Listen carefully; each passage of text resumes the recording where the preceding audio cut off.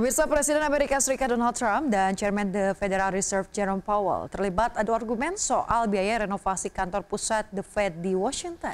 Ya, insiden ini terjadi saat Trump melakukan kunjungan ke gedung bank sentral tersebut yang dinilai sebagai bagian dari tekanan politik agar Powell menurunkan suku bunga atau mundur dari jabatannya. Dalam kunjungan yang disorot media, Trump dan Powell terlihat bersama-sama meninjau lokasi proyek sambil menggunakan helm putih konstruksi. Sebelum berbicara kepada wartawan, Trump menyebut biaya renovasi dua gedung bersejarah milik The Fed telah melampaui 3,1 miliar dolar Amerika. Namun Powell langsung membantah klaim tersebut dan mengatakan bahwa angka tersebut mencakup biaya pembangunan gedung Martin yang telah selesai 5 tahun lalu. Dalam kesempatan yang sama, Trump juga buka suara soal niatnya memecat Powell dari posisi Chairman The Fed, di mana Trump mengisyaratkan mundur dari niat tersebut. Namun demikian, Trump tetap menegaskan keinginannya agar suku bunga diturunkan secepatnya.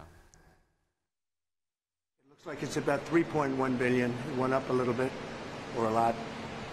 So the 2.7 is now 3.1. I'm not aware of that. Yeah, it just came out. Yeah, I haven't heard that from anybody at the Fed. Yeah, it just came out. Our notes had it about 3.1 as well. 3.1. 3.2. This came from us? Yes. I don't know who does that. You're including the Martin renovation. You just added. That's our entire capital. Yeah, you just added in a third building. Is what that is. That's a third building, Well, including no, the but Martin building. it's a building that's being built. No, it was built 5 years ago. We finished Martin 5 years ago. It's part of Kali. Dan bisa kita ke informasi berikutnya, Bank Sentral Eropa European Central Bank memutuskan untuk mempertahankan suku bunga acuan di level 2% pada periode Juli 2025 sesuai dengan ekspektasi pasar. Ya, keputusan terbaru ECB ini menandai jeda setelah serangkaian pelonggaran kebijakan dalam 1 tahun terakhir. Bank Sentral Eropa European Central Bank memutuskan untuk mempertahankan suku bunga acuannya di level 2% pada Kamis 24 Juli 2025 sesuai ekspektasi pasar. Keputusan ini menandai jeda setelah rangkaian pelonggaran kebijakan dalam 1 tahun terakhir, sehingga Bank Sentral menanti kejelasan mengenai hubungan dagang antara Uni Eropa dan Amerika Serikat. Dengan inflasi kini telah kembali ke target 2%, dan suku bunga telah turun dari 4% sejak Juni 2024, ECB tidak merasa terdesak untuk melakukan perubahan kebijakan segera. Domestic pressures have continued to ease, with wages growing more slowly. Partly reflecting our past interest rate cuts, the economy has so far proven resilient overall in a challenging global environment. At the same time, the environment remains exceptionally uncertain, especially because of trade disputes. Meski demikian, investor tetap memperkirakan akan ada setidaknya 1 kali lagi pemangkasan suku bunga tahun ini, terutama karena perang dagang yang dipicu Amerika Serikat menekan pertumbuhan dan harga-harga di kawasan. Negosiasi dagang antara Uni Eropa dan Amerika Serikat masih belum pasti, namun disebutkan bahwa kedua pihak mendekati kesepakatan tarif umum sebesar 15% atas barang-barang dari Uni Eropa. Jika terrealisasi skenario tersebut akan menekan pertumbuhan dan kemungkinan menurunkan inflasi lebih lanjut, memperkuat alasan bagi ECB untuk kembali memangkas suku bunga. Kendati demikian, ECB diperkirakan masih akan menunggu hingga musim gugur atau bahkan lebih lama sebelum mengambil langkah lanjutan. Berbagai sumber untuk ID Actionable. Selanjutnya dari pergerakan bursa global, pemirsa, bursa Wall Street berakhir variatif pada Kamis dengan indeks S&P 500 dan Nasdaq mencatat rekor penutupan tertinggi. Didorong kinerja yang solid dari induk perusahaan Google, Alphabet memicu optimisme terhadap saham-saham kecerdasan buatan lainnya. Ya, sedangkan saham Tesla merosot setelah laporan keuangan pabrikan kendaraan listrik tersebut mengecewakan investor. Kita lihat data selengkapnya bisa pada perdagangan di hari Kamis. Indeks S&P 500 ditutup menguat tipis 0,07% ke level 6.363. Indeks Nasdaq Composite menguat 0,18% ke posisi 21.057. Sementara indeks Dow Jones Industrial Average turun 0,7%. Ditutup turun 0,7% ke level 44.693.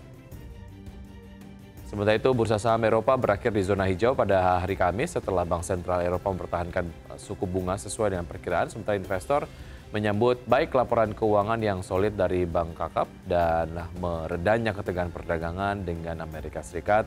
Indeks PN Eropa Stock 600 ditutup naik 0,24% ke level 551,55. DAX Jerman menguat 0,23% ke posisi 24.293 versi 100 Inggris, naik 0,85% ke posisi 9.138,37.